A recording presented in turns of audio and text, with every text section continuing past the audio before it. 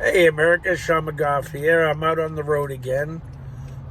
Took my meds last night, a little problem tinkling, and it's a long story. One of the drugs they give me makes me go to sleep way too heavy. I'm supposed to take it earlier in the day, but I was a little late last night, so I took it all together. Bad move. Anyway, we'll talk about these drugs. I talked to a lady yesterday, must have had her for an hour.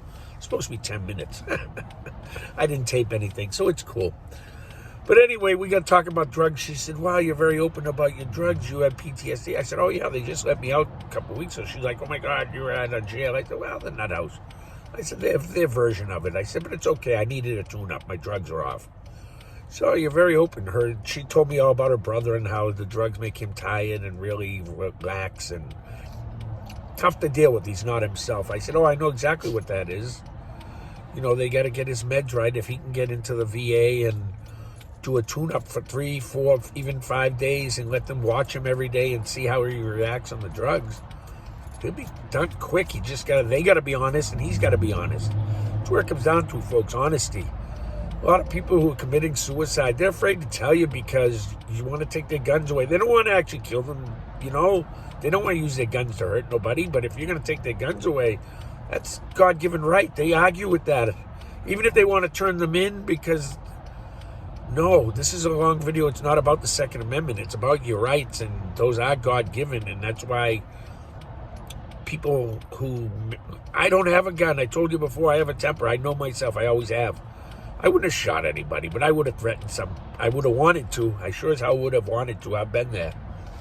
And that's what'll get you in trouble. I wouldn't have done it, but just the thought that if you pointed, oh, you're in big trouble. No, sometimes pointing needs to be done. Take that couple. You went and took their guns away because they pointed at people who were telling them they're going to screw their dog. Go listen to all that video. The kids were laughing in the background. They're like, we're going to come back and get you. We're going to destroy your house, burn it down. We're going to fuck your dog. Yeah, go listen. It was their own video they posted, and then it all got wiped off the internet. Shit was funny as hell. I give the kids credit. I'm an a-hole. What can I tell you? They said some funny shit. Would they have done it? Nah, I don't think so. Some of the group might have. Hopefully the other parts of the group wouldn't have followed along. That's what's going on in this country. You have a lot of good kids who are getting swept up into insanity. And we're not speaking out. And I'm just one fat white guy. I can talk to as many young brothers as I can. You've seen me. Go watch my videos. I do it. I don't care. Throw a punch at me. Throw a shit. I want to save America. That's all I've wanted to do for a year. That's all I've wanted to do for 53 years. That's why God likes me.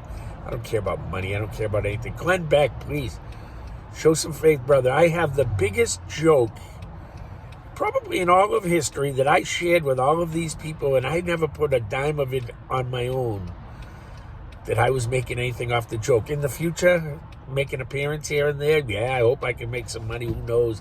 Maybe people just say, what a fat, dumb bastard, and that's it. But I threw faith out there. That's what I'm telling you, man. Have faith. We'll support you. God-loving people will support you. It ain't supporting me, folks. Glenn Beck has great television. He's a funny guy. His whole crew's funny. We deserve to watch him. And we deserve to watch him free. Forget these networks. When was the last time one of these guys on late night was funny? Trevor Noah. You opened for one of the best comedians, I believe, who has ever lived, Ralphie May. I gave you even more than 3 shows for you to make me laugh. And if you want to watch somebody, Matt Walsh, he makes fun of comedians, make me laugh. I've been doing that for years. I listen to comedians and I try not to laugh, or I just laugh because I'm being polite, and does it catch on, or is it something that once you get a small hook and you get a giggle, will it turn into it doesn't turn into a big laugh. You might get the next laugh easy, but the ones after that, the person closes up again. I've lived my whole life like a comedy act. Ask anyone who knows me, and I've been a prick my whole life. I'm not changing. God's all right with it. I'm out here today in the car. That's why this video is not about what I've already talked about for 4.5 minutes. What the hell was this about? Oh, different voices. That's where I was going back to. I was talking to a kid at the store about a car. His car looks like Batman. I told him about the BMW that I saw. The guy even knew his own car looked like a Chevette. Long story, we talked. I kept the poor kid out there for 20 minutes. I kept saying, oh, you got to get your coffee. I'm good in 10 minutes. Go follow my page. I forgot to tell him my page, my name, and every other damn thing, but he'll figure it out. sooner or later, this joke's catching on, and the whole world can play along. It's God's joke. It's my joke. God had the other messages. This is my joke. All right? My joke, but we're showing God. He says I was cheating using my phone to get word from God. Yeah, that's cheating, and I couldn't do it anyway. He talks too fast. I got fat fingers. But the bottom line, it's up to you to believe in God, not me to make you believe. I'm letting you decide. Am I crazy? Is it the voices in my head, or is it God? If the voices in your head tell you to do good things and to be a good person and to better yourself, be a better husband, be a better wife, get rid of some of these chins, and to be more accepting of each other and the people around you, is there anything wrong with that? To try to save even the fools who want you dead or hurt or whatever. We know as a conservative, geez, I hear it all. And I tell you all the same thing. You can hate me all you want, brother, but I'm going to save your life one of these days. If I got to drag your ass with me and you're going to hate me, and I'll strangle you out a little bit, but I'll save your damn life. All I need is that chance. I think I've said that to somebody. They say, you crazy bastard. Yeah, maybe I am, but I see the way the country's going. I don't like it. Neither does he. Anyway, oh yeah, where was I? Tom MacDonald, God's favorite song right now, Castles by Tom MacDonald. And I realized why. It's a good song to put into a cadence, like a Marine Corps cadence. God likes the Marines. I told Phil that. That ain't me swearing at you, Phil. That came from up above. Anyway, anyone who does Marine Corps cadence, Army cadence, Navy, Air Force, check out the song Castles. It's all about walking in other people's shoes. There's another song too.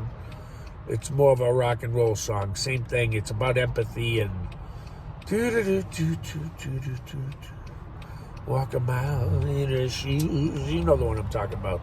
I love that song too. They're all about empathy and put yourself in other people's shoes. That doesn't mean I got to give you everything that I have.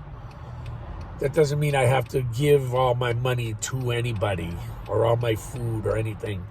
But I can give, and you should give. That's what that's all about. And my wife has always been good like that. She goes, I always wondered what brought them out on the street. What's their story? And she said that years ago, many, many, many years ago. I said, that's a good point. I always wondered that myself. But I do her one better. I asked them, what the fuck are you out there for? Did you have a wife, a kid, or are you just a junkie? And you'd be amazed how many of them say, I'm just a fucking junkie. They're out there because they don't want to belong. But then you meet the few, and that's who Tom MacDonald's talking about. That's who those other songs are talking about. That's who my wife's talking about. The few, the proud. Too proud to seek help, too. Just like Marines, the few, the proud. They're out there, they're all around us, people. The words, what we see, don't give them individual, but give to those shelters. Give to the places that need you. And it don't matter what color or nationality, gay, straight, whoever the frig you are. That's him, he's swearing, I'm not swearing.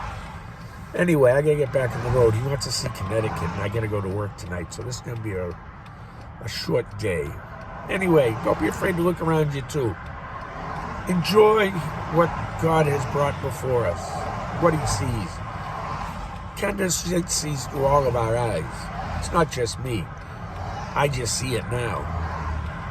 Kindness sees everything through each one of our eyes. So when we say God's always watching you, and God's all around us, doesn't always pay close attention. That's what your guardian angels are there for. When you see those wild videos where the kids fall off the swing and somehow dad manages to catch them out of the blue and he's not even looking, man, it ain't all by accident, I'm telling you what. I got my little pooch. We just had some food. She didn't eat her breakfast today. She thinks we're having lobster rolls. And yes, I took my meds and I'm not smoking anything in case my wife, you don't notify my wife lately. I notice her attitude. She's being too goddamn nice. It's scaring me. Stop calling my wife for a minute, will you? I'm not used to it. Let me warm into that shit. God bless you, America. I am on the road again. Can't wait to get back. Oh my God, 10:08.